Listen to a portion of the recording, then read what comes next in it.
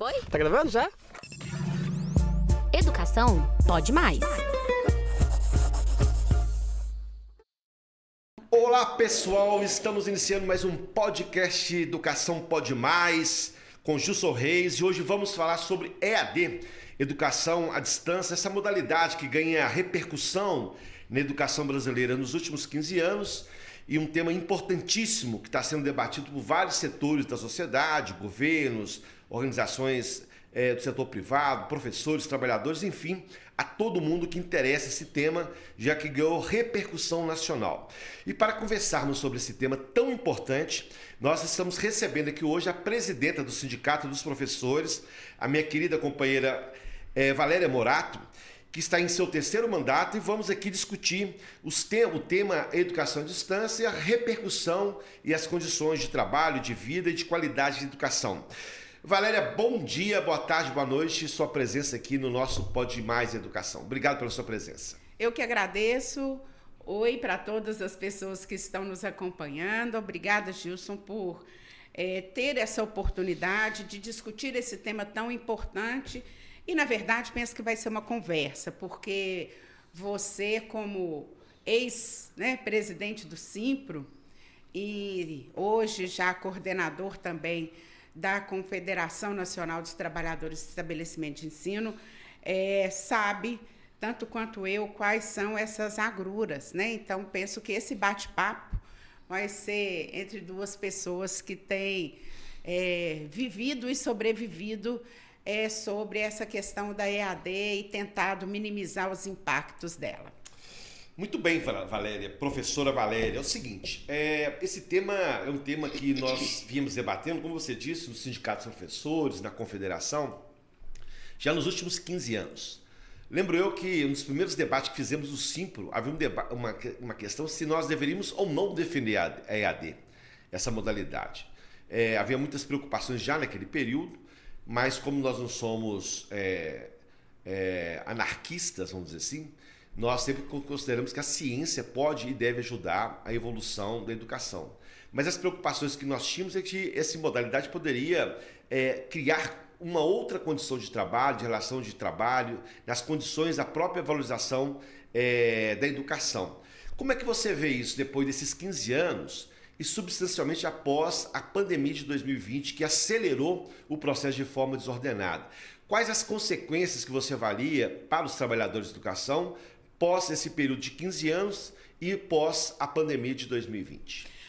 O nosso debate, ele transcorria no sentido de o país, né, o Brasil, ter dimensões continentais e a possibilidade de levar a estudos, né, levar às faculdades, a possibilidade de fazer um ensino superior para os grandes rincões. Então, a nossa defesa na educação à distância era nesse sentido, de possibilitar quem estava longe ter acesso, porque, em especial, a educação privada, ela não vai onde não dá lucro, né? Então, ela não se instalaria nesses lugares mais distantes. Naquele momento, há 15 anos atrás, nós estávamos iniciando, desde 2003, né, com o primeiro governo Lula, que a gente iniciou uma reconstrução em nível de educação, em especial em educação superior. E essa reconstrução precisava se dar, mas aqueles que estavam na idade de formar não podiam ficar abandonados. Então, a educação à distância, a nossa defesa era essa, para aqueles que não tinham possibilidade da educação presencial e, para além disso, não como primeira formação, em especial os cursos de graduação. Hoje num país continental como o Brasil, né?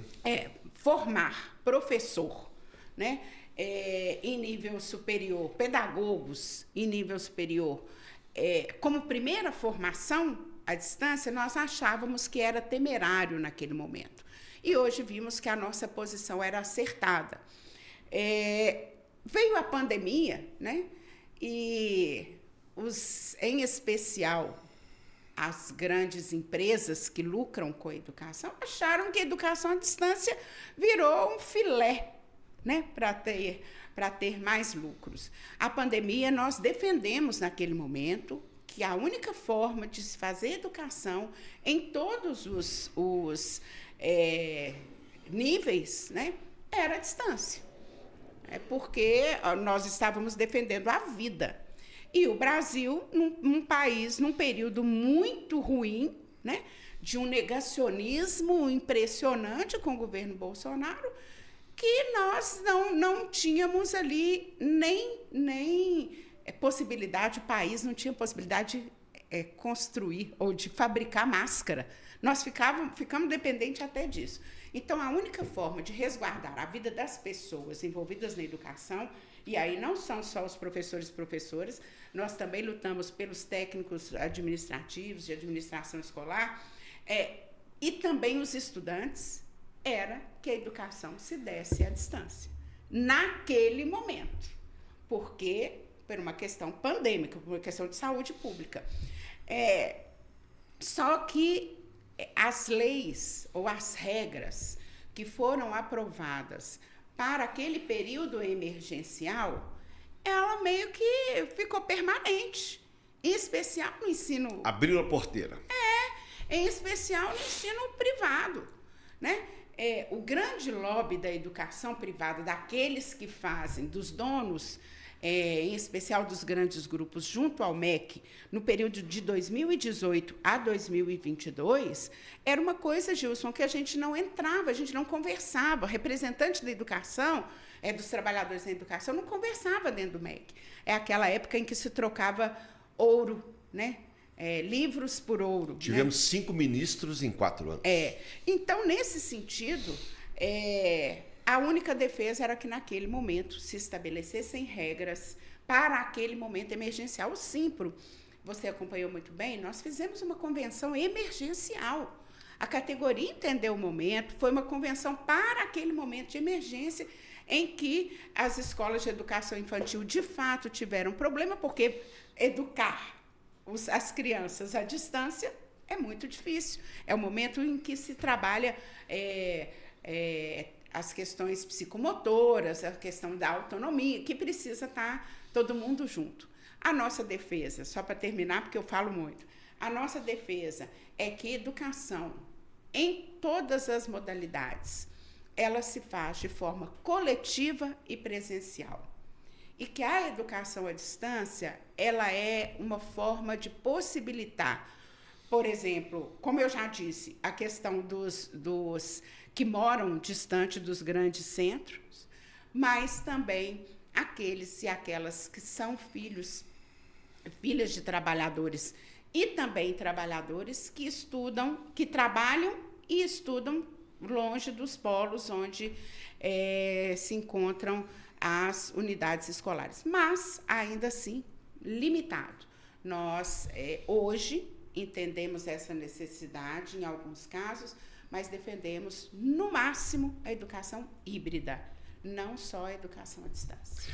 Valéria, nós temos nesse período, então, você retrata essa situação, uma ausência do MEC na Coordenação Nacional da Educação. Um processo de profunda desregulamentação, né?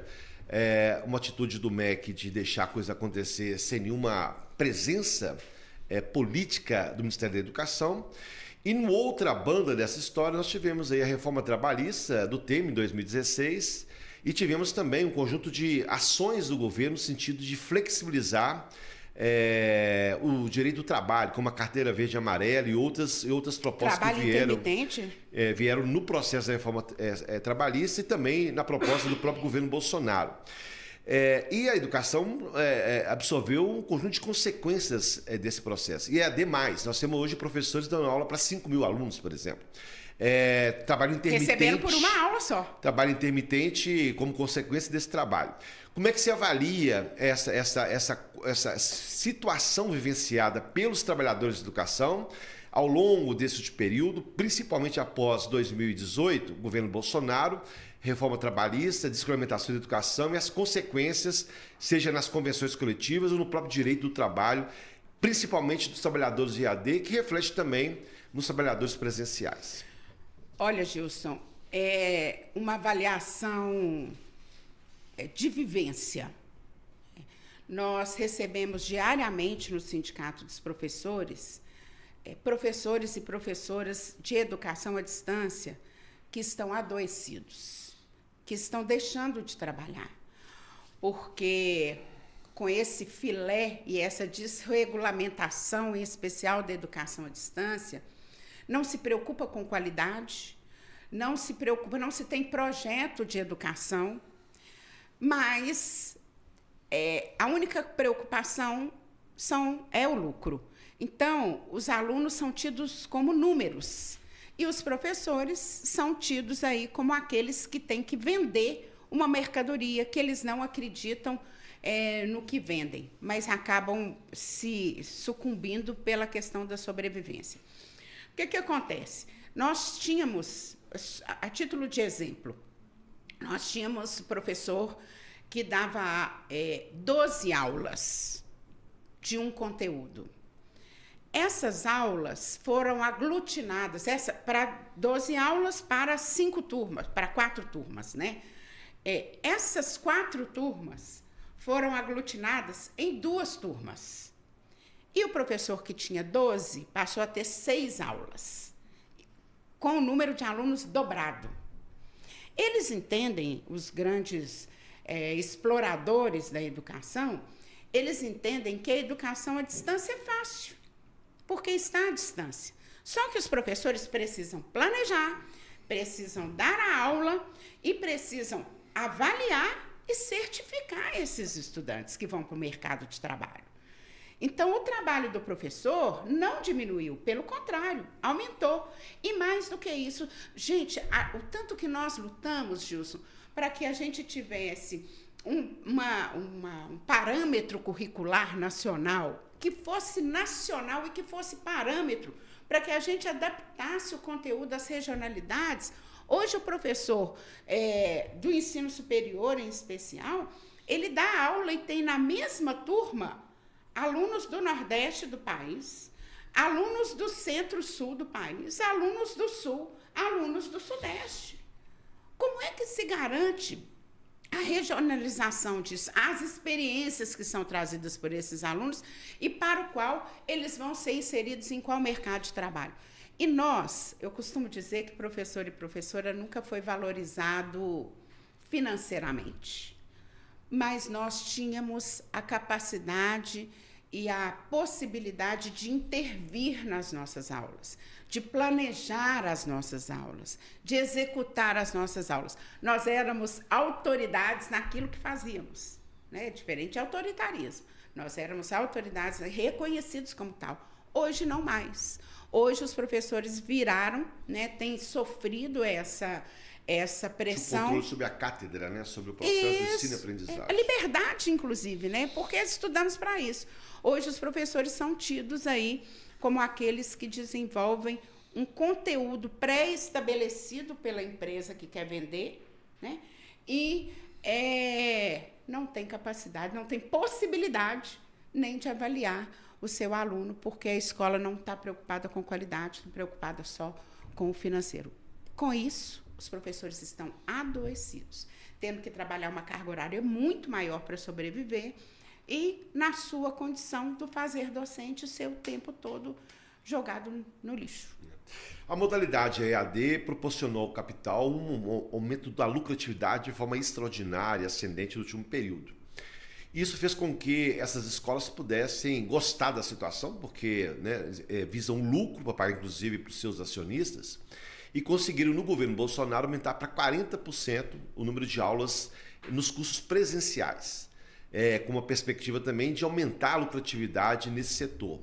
Como é que você avalia essa situação e qual a consequência desse aumento de carga horária na qualidade da educação e também na própria condição de trabalho e valorização desses profissionais da educação aqui no nosso país? Pois essa é uma questão que permaneceu, né, Gilson? Porque esses 40% à distância, eles vieram, nós tínhamos toda o curso superior à distância na pandemia e pós-pandemia, né, a partir de 21, que pudemos voltar presencial, ele passou a ser 40% de forma à distância, mesmo nos cursos em que os estudantes tinham feito vestibular para o curso presencial.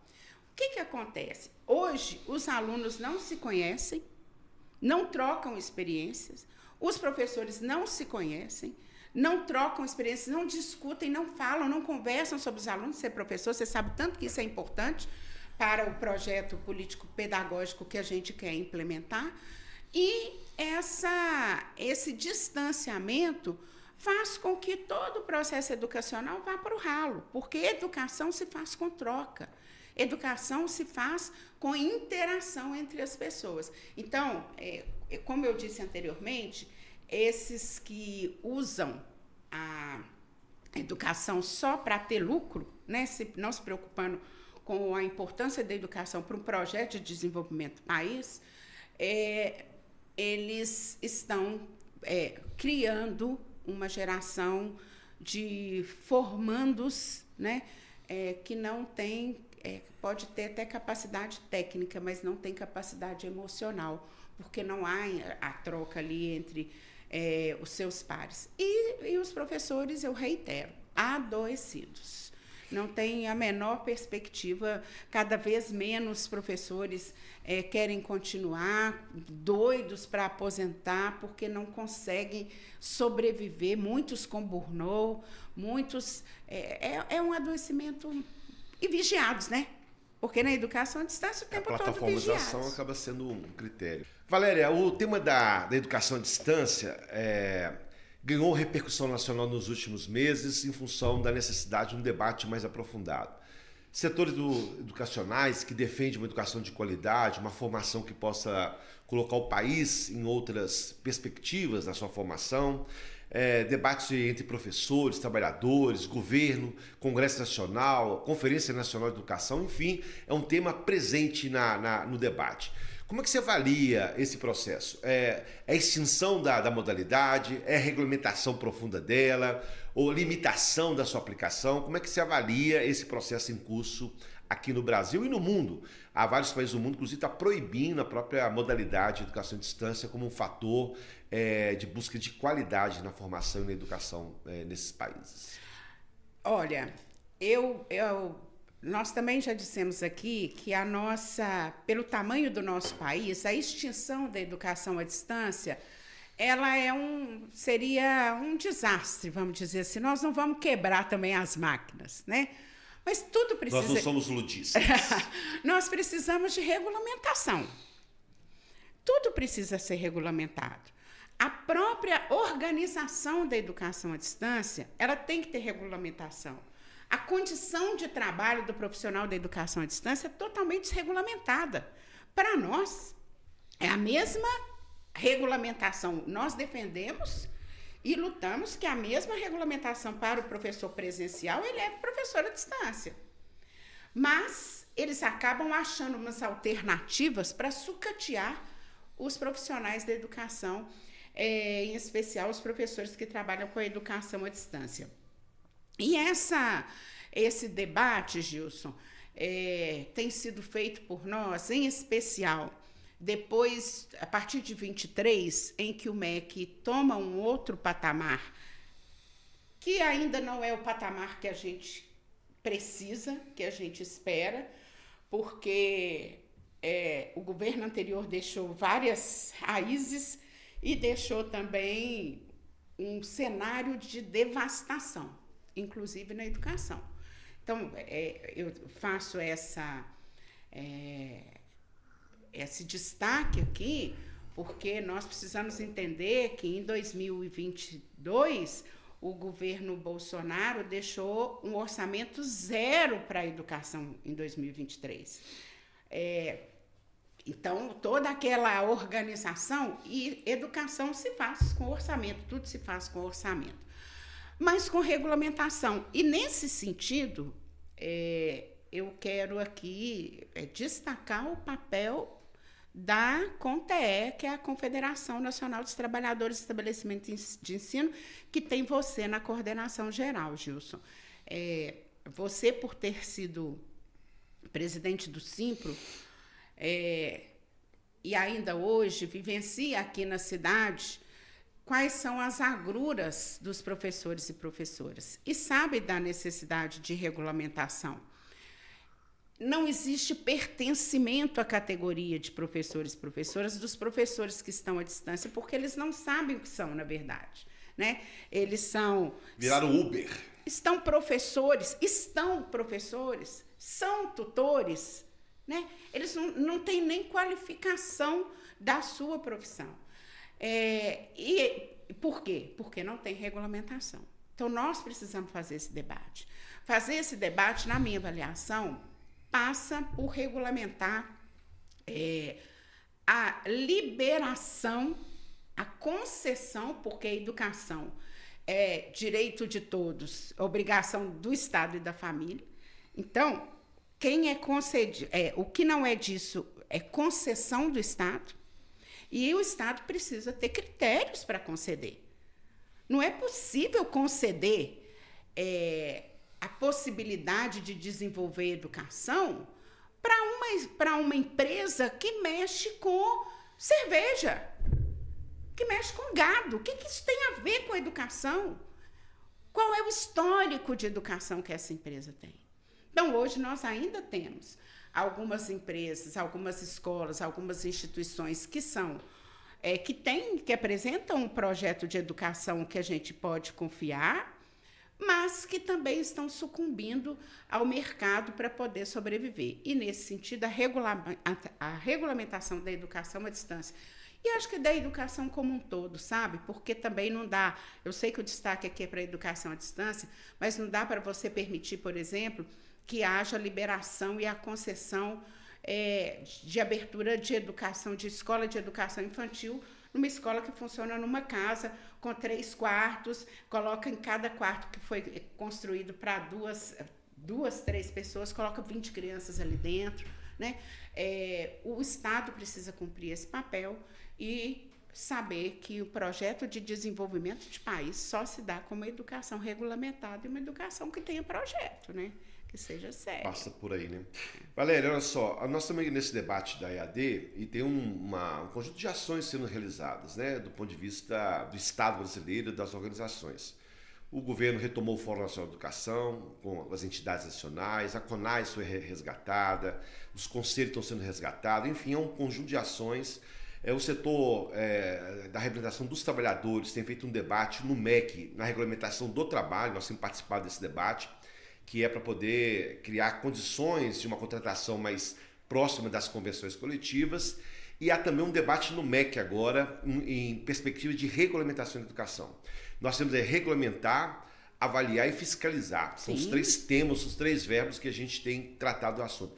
Como é que você avalia essas 3 dimensões? Regular, fiscalizar e avaliar. Porque não basta somente regular, é preciso avaliar a qualidade e fiscalizar a aplicação daquilo que está sendo estabelecido. Como faremos esse processo e como construiremos essa ação a partir dos sindicatos e também da própria confederação? Eu penso que essa regulamentação, dentro das regras, né, dessa regulamentação, precisa estar descrito, né, precisam ter aí algumas cláusulas que digam que os sindicatos devem ter papel fundamental nessa regulamentação, a partir da fiscalização. Hoje, os sindicatos recebem denúncias que vão para os órgãos públicos, mas não tem poder, você sabe muito bem disso, a dificuldade que a gente tem de entrar nas escolas para poder verificar o fato que está acontecendo. A gente não entra, né, dentro das escolas. Então, o nosso papel do sindicato, junto aos conselhos municipal, estadual, precisa ser de fiscalização. E a avaliação, ela precisa passar também pelos estudantes e pelos professores. A gente vive hoje, Gilson, em Minas Gerais, casos de entrega, de privatização da educação. Esse não é o tema que nós estamos tratando, mas eu quero trazer, você vai me permitir trazê-lo aqui. O governo estadual está entregando a educação profissional para as empresas privadas, para as escolas privadas. O projeto chama Trilhas do Futuro, Trilhas para o Futuro. sem nenhuma fiscalização.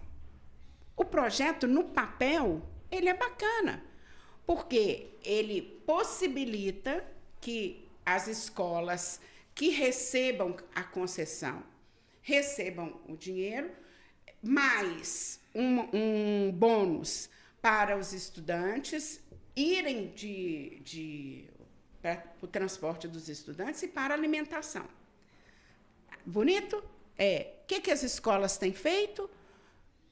Recebida a concessão, monta os cursos e não contrata um professor, não assina carteira de um professor, paga por aula dada, ou seja, o professor que tem 5 aulas na quinta, 5 aulas na sexta, se tem o feriado e emenda, ele perde 10 aulas. Não recebe, mas não recebe e o aluno fica sem a carga horária. As escolas não repassam para os alunos em tempo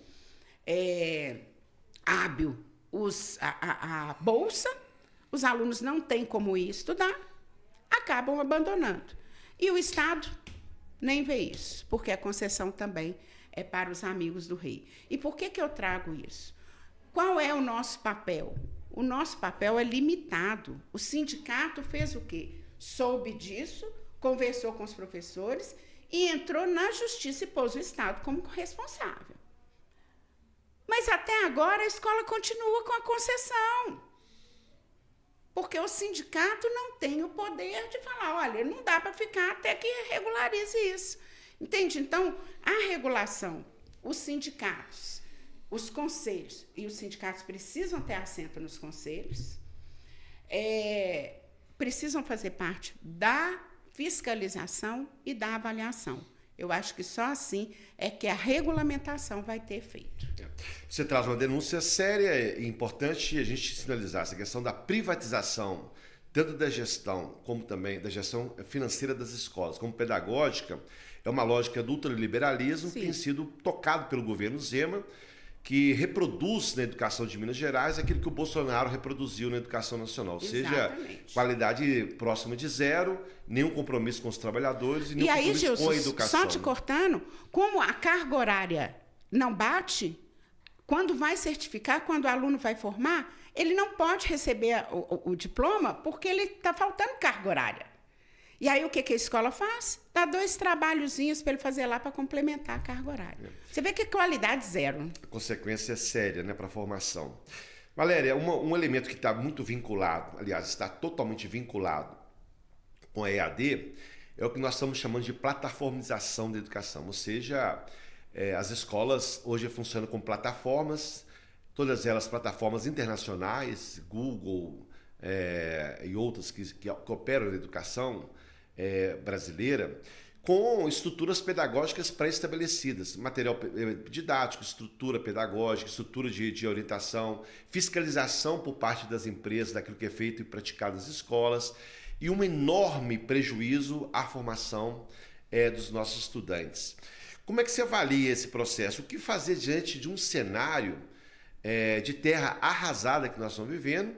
E as consequências são uma defasagem. Os 100 alunos que chegam para a formação, em torno de 8 chegam a passar no vestibular, 8 chegam à sua formação. Ou seja, há um contingente enorme de alunos que deixam o processo no curso, né, da sua formação. Como construir uma perspectiva para esse estudante que quer uma formação, um curso superior, mas que está sendo entregue a uma visão completamente de mercado, sem nenhum objetivo estratégico na sua formação?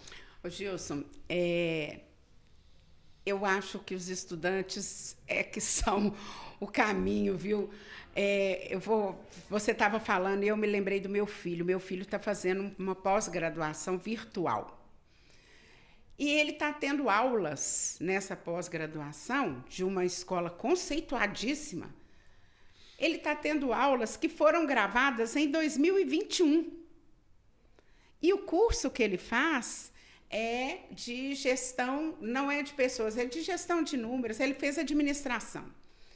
Ele falou, mãe, o que o cara fala já está superado. Eu preciso do diploma, mas eu preciso ter novidade para levar para o mercado, porque eu trabalho. Então, por que eu estou fazendo isso? Ela própria já está sentindo essa defasagem. Não resolve. Então, a plataforma é isso, né?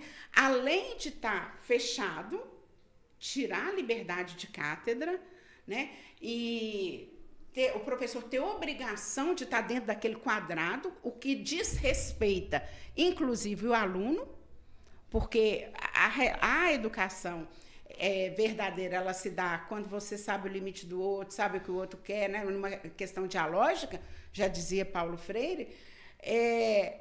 Ainda assim, essa questão de lucratividade e a educação ficando cada vez mais sucateada. Por isso que os estudantes largam. Porque não conseguem, e porque não conseguem acompanhar, e porque não tem interesse. Porque hoje o mundo, olha, você fica sabendo em tempo real o que está acontecendo em Paris, em todos os lugares. Agora, em especial com a Olimpíada, né, que nós estamos gravando nesse período. Mas os estudantes têm que se submeter a uma aula que eles não têm mais interesse nem. Então, assim, eu reitero, a questão da plataformização, assim como a questão do apostilamento, né, que o professor não faz parte da elaboração do conteúdo que vai dar, é ruim não só para os professores, como também para os estudantes. E, olha, se nós não tivermos a regulamentação da educação, em especial da educação à distância, com um olhar para um projeto de desenvolvimento de país, isso estava fadado ao fracasso. E nós estamos sobre a ditadura da Microsoft, da Google e de outras empresas que operam. Gilson, eu participei da reunião do Conselho Nacional de Educação, que agora ele vai ser renovado, mas a formação dele hoje é lá de 2021. Governo Bolsonaro. Do governo Bolsonaro. Eu fiquei impressionada. A reunião durou 4 dias aqui em Minas. Eu fiquei impressionada com o perfil privatista e economicista do Conselho Nacional de Educação, que é aquele que aprova, né? Que é aquele que, em tese, vai regulamentar, aquele que, em tese, vai fazer as denúncias. Em tese, não, na verdade, ele tem esse poder, né? E, assim, a defesa das grandes marcas como é que chama isso? De softwares, né? E de vender isso para as escolas, para as prefeituras. É um grande negócio. É um enorme negócio. Eu estava vendo recentemente, Valéria, a Finlândia tomou a posição de excluir da educação deles a utilização de computadores. Eles chegaram à conclusão, depois de 10 anos, que a formação a partir dessa modalidade, da forma, né, da plataformização, levaram as crianças a ter uma uniformização do conhecimento e da capacidade cognitiva dela e da própria evolução do seu saber, porque nós somos diferentes, cada um evolui para uma área. Então, chegaram à conclusão que isso levaria um prejuízo enorme na formação das crianças e dos jovens e estão eliminando qualquer forma de inclusão na formação dessas modalidades, computadores, plataformização e tudo mais. Daqui a 10 anos, a Finlândia entendeu que daqui a 10 anos ela vai ter só engenheiro. Não vai ter médico, ou vai ter só médico, não vai ter engenheiro, todos pensando a mesma... Isso, eles estão fazendo uma revolução, na verdade, né? Eles estão falando agora que a matemática, a álgebra, tem que ser feita no papel com lápis e borracha, escrever, enfim, retomando a formação antiga. É a questão da curvatura da vara, né? Você tem que voltar lá para poder adequar, né? Justamente. Olha, nós estamos chegando ao fim do nosso debate, um tema que a gente não poderia deixar de falar sobre a importância da educação em qualquer parte do mundo. Nós falamos da Finlândia agora, podemos falar, por exemplo, da China, que tem 800 mil estudantes fazendo pós-graduação e pós-doutorado em vários países do mundo, ou seja, coloca a educação no centro do projeto econômico de desenvolvimento desses países. No Brasil, essa educação que nós estamos dizendo aqui, da plataformização, da EAD, e tudo isso leva a uma formação de péssima qualidade, né? Que não é responsabilidade dos professores, das professoras, não é responsabilidade da sociedade, dos alunos, dos pais, é a falta de um projeto do Estado brasileiro para a educação. Como é que você avalia isso? A educação ele tem essa dimensão mesmo de um projeto nacional ou ele está vinculado somente à formação das pessoas como um papel de julgar para o mercado de trabalho e nada mais do que isso? Qual é a sua avaliação e o que devemos fazer para poder construir algo diferente do que está colocado para a nossa educação nesse momento da história? A questão é o contrário, né, Gilson? O país precisa saber o que quer e para aonde quer chegar. Quando você diz da China, foi isso. Aonde eles queriam? Qual o projeto de país? O que eles queriam ser? Qual projeto de país nós queremos hoje? Em 2016, aconteceu um golpe no Brasil. E esse golpe foi para acabar com a condição de trabalho. Dito que foi o golpe do capital contra o trabalho, exatamente por isso. Porque foi através dele que foi possível implementar tal ponte para o futuro, que foi possível destruir, fazer a reforma trabalhista que destruiu com os direitos dos trabalhadores e trabalhadoras e fez com que os filhos dos trabalhadores e trabalhadoras também estivessem envolvidos nisso. Ou seja, a visão era de lucro e mão de obra barata e desregulamentada. Esse era o projeto para o qual foi dado o golpe. Bolsonaro veio, intensificou isso, né? Destruiu o país, destruiu todos os lugares, em todos os setores. Ele dizia, não vim para construir nada, vim para destruir. Ele era claro. Ele era claro. Todo mundo achava que ele era doido, estava brincando, mas era real aquele projeto dele, né? Que nós derrubamos e estamos reconstruindo o país. Agora, nós precisamos ter clareza qual projeto de país nós queremos. Para quantos anos? Porque o projeto de educação se faz a partir daí. Eu estive na abertura e nas mesas do primeiro dia da 5ª Conferência da Ciência, Tecnologia e Inovação, em que foi entregue para o presidente Lula um plano de ciência, tecnologia e inovação para os próximos anos e um programa de inteligência artificial. E a grande preocupação do Ministério de Ciência e Tecnologia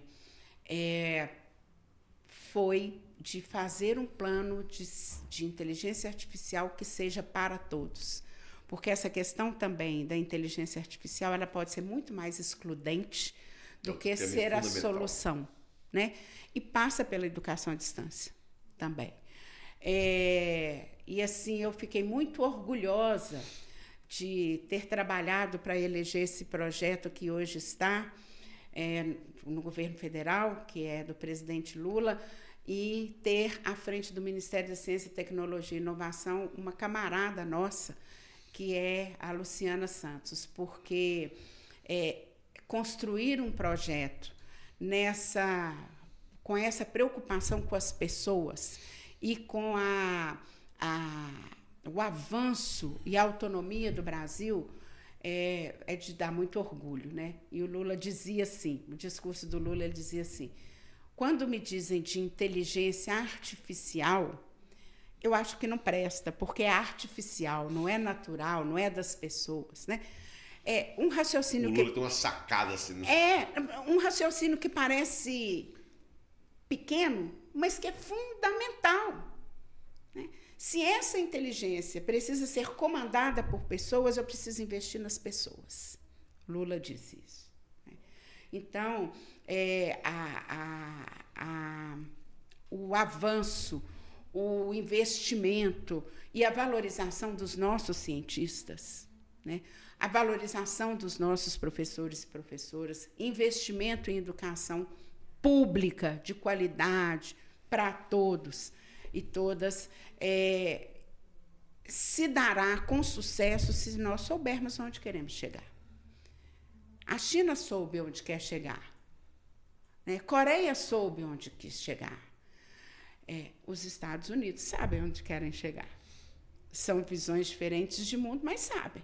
Então, desenvolve um projeto de educação que seja voltado para o capitalismo, que seja voltado para a meritocracia, diferente da China, que desenvolve um projeto de educação que é de voltar para o povo, igual é para Cuba, né? Do retorno da educação ser para o crescimento da sociedade. Eu acho que é isso. Nós precisamos saber aonde queremos chegar para desenvolver a educação que nós queremos e que nos levará para esse lugar. Bom, minha gente, muito obrigado, Valéria, por essa conversa ótima que nós travamos aqui hoje. Nós temos muitos desafios pela frente, principalmente porque esse tema da educação superior precisa ser compreendido pela sociedade como um todo. questão da EAD, plataformização, inteligência artificial, um conjunto de ações que são coordenadas a partir dos interesses do capital, precisam ser revistas e só serão revistas à medida que a sociedade tomar consciência do que representa e o Estado absorver essa discussão. Penso que a Confederação, quando fará agora no final do ano, um grande encontro nacional de educação do ensino superior. Acho que os sindicatos deverão reproduzi-los também no processo, para a gente possa convocar uma conferência nacional para a gente debater e tirar posições mais claras sobre o projeto de educação superior para o Brasil. Isso faz parte desse processo. Queria te agradecer pela sua disponibilidade e dizer que a gente precisa fincar as nossas raízes sindicais, educacionais, na perspectiva de mudanças desse processo. Te agradeço e deixei mais um espaço para você despedir dos nossos ouvintes que acompanham o nosso podcast Pode Mais Educação. Eu termino como iniciei, agradecendo a possibilidade desse debate que é tão importante para a sociedade. Você tem toda a razão, Gilson. É muito importante. Agora eu quero chamar a atenção, terminar também chamando a atenção para uma questão. Esse debate da educação à distância, ele é nacional, mas as pessoas vivem nas cidades. Então, ele tem que passar pelas cidades. Ele tem que sair do Conselho Municipal de Educação. Ele tem que sair das câmaras de vereadores. Porque, assim como a gente fez nas conferências nacionais de educação, em que nós fizemos o debate municipal, estadual e depois nacional, a educação superior, por mais que não seja dever do município, que fica a cargo da educação infantil, o povo vive na cidade. Esse debate precisa ir para dentro das câmaras de vereadores, porque o povo precisa e se forma para trabalhar aqui nas cidades. Então, por isso é importante, eu quero destacar isso, sabe? Acho que nós estamos num ano muito importante e nós precisamos saber quem vai estar nas câmaras municipais e nas prefeituras para que a gente possa ter a continuidade, ou que para o debate nacional realmente aconteça de forma que interfira na vida das pessoas na cidade. Muito obrigada, estou à disposição. Aqueles e aquelas que nos assistem, que são professores e professoras, apareçam no sindicato para tomar um cafezinho conosco. É sempre bom ter vocês lá. Um abraço, Gilson. Obrigado, Valéria. Se você gostou do nosso Pode Mais Educação, compartilhe, divulgue, e a gente estará aqui sempre nesse debate de educação brasileira, estadual, municipal, e as várias perspectivas que nós temos para poder construir essa educação, inclusive que possa ser uma educação para todos nós. Um grande abraço, nos encontramos aí em outros Pode Mais Educação. Valeu, tchau, tchau.